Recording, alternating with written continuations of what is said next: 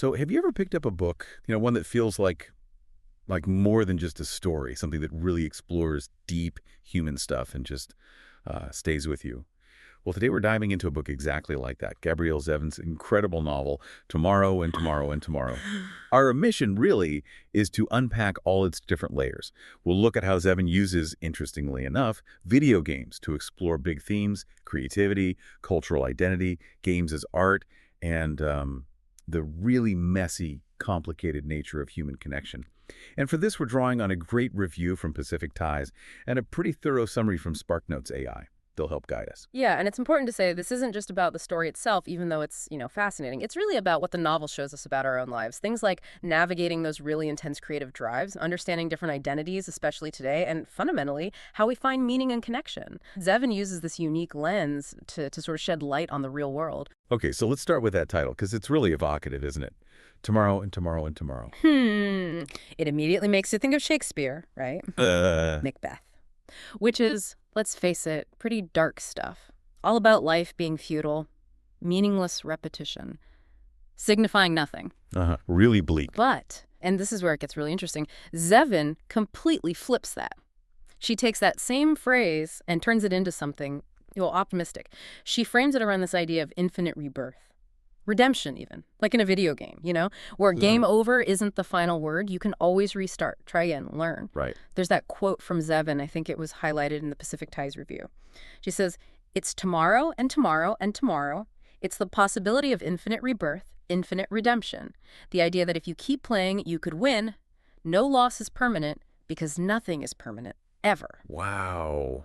That's powerful. It really is such a clever reframing. Oh, absolutely. And what's fascinating, right, is how the games themselves become this huge metaphor for life. Zevin saying they aren't just escapism, they're actually a way to understand resilience, second chances, how we grow iteratively. You fail, you learn, you try again. It's built into the structure of the novel, too. Characters face these massive setbacks, career stuff, personal loss, betrayal. But they aren't final. They're more like level resets, points where they have to choose to play again using what they learned. That's a great way to put it, level resets. Yeah. And you see this so clearly with Sam Masur, one of the main characters. He deals with this really serious physical disability throughout his life. For him, games are, their liberation. They let him be someone else, somewhere else, without the limits of his body. A place of infinite possibility, infinite rebirth. It changes how we see grief, ambition, everything. It suggests growth comes from playing through the hard stuff. That connection is so smart. And this idea of continuous play, it's right there with the main characters, the game designers, Sam Masur and Sadie Green. Their whole artistic journey is the core of the book, and their relationship. The description, often in love, but never lovers. Wow, that sets up such a complex dynamic from the start. It's their collaboration, this legendary partnership that fuels everything: success, failure, friendship, love, heartbreak, betrayal. A whole spectrum. And they just meet by chance, right? Harvard Square, he's at Harvard, she's at MIT. A cold day, and boom, something sparks. Serendipity. Totally. Yeah. And leads to their first huge hit game, Ichigo. Makes them famous almost overnight in that early gaming scene. But it's not just Ichigo. The novel follows their whole career, doesn't it? They create other games like Solution, Both Sides, Maple World. You sort of see the evolution of gaming through their work. You do. And it brings up this really central question Zevin tackles. What actually makes a creative partnership work, especially one that's tangled up with so much personal history, so much emotion, like Sam and Sadie's? She uses them to look at how modern relationships get shaped by things beyond just affection, identity, privilege, power dynamics. They're all in the mix. Yeah, you see the contrast so clearly. Absolutely. Sam's background, working class, mixed Korean-American, dealing with his disability. His path is about overcoming all these obstacles, internal and external. And Sadie? Well, Sadie's from a wealthy background, but that doesn't make things easy for her, ironically. She's incredibly talented, right? But she's constantly fighting to get recognized. It's a male-dominated industry, especially then, and people undermine her, take credit for her ideas. She's always battling that professional sexism. Yeah. So you have Sam's physical vulnerability clashing, in a way, with Sadie's struggle against these systemic biases. It creates this real, sometimes painful tension in their bond, shows how power and privilege mess with even the closest collaborations. It feels very real, that dynamic. And speaking of identity, the way Zevin handles cultural representation, specifically Asian American and mixed race identities, That's something that got a lot of praise. And it makes sense given her own background, being Korean and Jewish. She's writing from a place of understanding. You feel that. Definitely. Let's talk more about Sam. His experience being mixed-race Korean-American, raised by his Korean immigrant grandparents in LA's Koreatown. It adds such a specific, important layer. And there's that line he has, something like, to be half of two things is to be whole of nothing. Right. Now, the Pacific Times review mentions this might be a logical fallacy, forcing things into only two boxes. Yeah. But the emotional truth of it, that feeling of being in between. Oh, absolutely. It resonates. It speaks to that feeling many mixed-race people or American-born Asians might have not feeling fully part of either world, that sort of isolation. Exactly. And connecting that to the bigger picture, Zevin's really giving voice to that in-betweenness, that pressure, sometimes internal, sometimes external. To choose a side, it's a real struggle. And you see it echoed with Mark's Watanabe too, right? Their friend and collaborator, he's Japanese-American. Yeah. He talks about a trip to Japan as a kid, saying something like, I didn't feel like anyone understood me. I wasn't Japanese enough, but I wasn't anything else either. Both he and Sam articulate that very specific feeling. Navigating authenticity, belonging. Yeah. It's tough. Yeah. But what Zevin does so well, and what the review highlights, is she avoids making them token characters. Their ethnicity isn't their entire personality. It's what the review called casual representation. It feels natural. Their identity shapes them, their experiences, their perspectives, of course. But it doesn't define everything they are or do in the story. It just is part of their complex humanity. That feels so much more authentic, doesn't it? Mm. And speaking of authenticity, her skill in writing about game design, making it accessible even if you know nothing about games, that's pretty amazing. It really is. You don't need to be a gamer.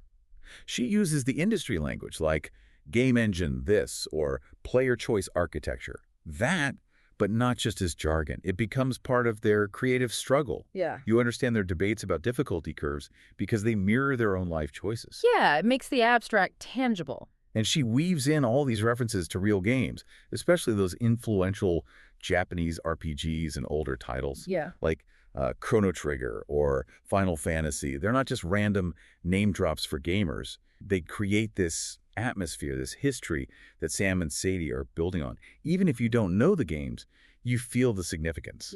Their own fictional games, Ichigo, Solution, Maple World, they feel grounded in that evolving world. Absolutely. And what's really fascinating there is how Zevin actively challenges the stereotypes around video games. She elevates them. She says, look, this is a unique form of art, a form of expression. She shows how games can tackle serious, real-world stuff, explore other ways of being, even provide comfort. The novel touches on things like 9/11, even the recent pandemic. Right, subtly. Yeah, subtly but powerfully. Showing how, during those really hard times, games weren't just distraction. They offered connection, community, a way to process things maybe, a unique kind of solace. That's a great point. So this theme really hammers home the cultural weight of video games. Zevin makes a strong case for them being as artistically important, as capable of fostering empathy or challenging us as any book or film. They're about building, exploring, connecting, not just winning. Beyond all the creative stuff, though, the book is just so raw about people. Human imperfection. I know some reviews apparently questioned if the characters are always likable, but I kind of think that's the point. Their flaws make them feel real. Messy, complicated, totally human. You relate to them because they're not perfect. Exactly. It reflects humanity in its rawest form, as you said. And you see that rawness most clearly, I think, when they deal with grief. Yeah. Specifically after Mark's Watanabe, their friend and partner, dies tragically. Oh, yeah. That hits hard. Their ways of coping are just completely different. And the novel digs deep into why. Sam, who lost his mother young, he sort of knows grief. His response is to pour everything into work, into new projects. It's almost how he processes, by creating... It's only a pattern for him. Right. But Sadie, she just completely spirals, falls into the deep depression, shuts Sam out, loses her passion for the work they built together, she withdraws. And this really brings up that crucial question. How do our pasts, our histories, shape how we react emotionally? How we support others, even the people closest to us? Yeah. Because Sam and Sadie, despite everything they share, they just cannot understand each other's grief. Sam's need to do something clashes hard with Sadie's need to just stop, be still. They can't bridge that gap. No. And that inability to connect in that moment, it basically fractures their partnership. They go their separate ways for a while, professionally and personally.